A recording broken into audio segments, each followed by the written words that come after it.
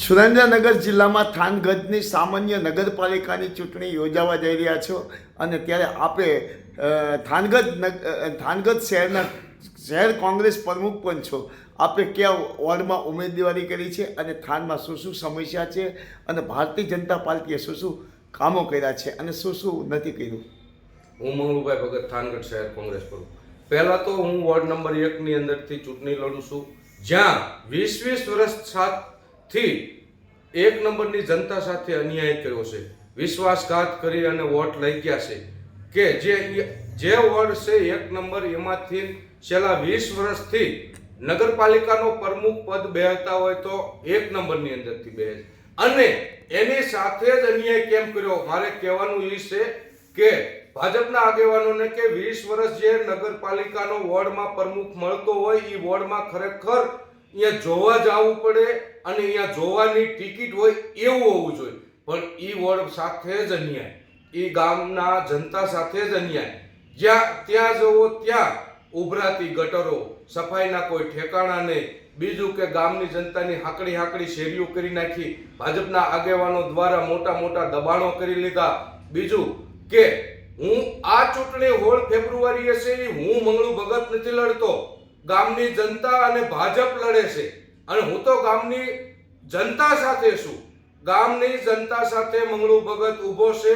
ભાજપના આગેવાનોએ 7 વર્ષથી જે વિશ્વાસઘાત કર્યા છે એ ગામની જનતા ભાજપના આગેવાનોને જનતા જવાબ આપશે.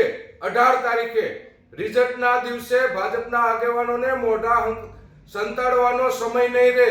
મારે કહેવું છે.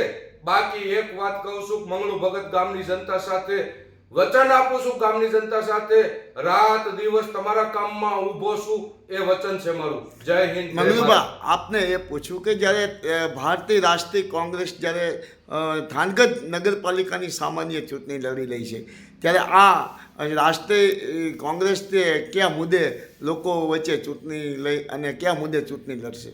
અમારો મુખ્ય એજન્ડા છે ગામને થાનગઢ છે ને સુંદરગઢ બનાવીને જપીશું. એમે જો કોંગ્રેસ ઉપર વિશ્વાસ ગામની જનતા મૂકશે તો એમને ગામને સુંદરગઢ બનાવીને જપીશું.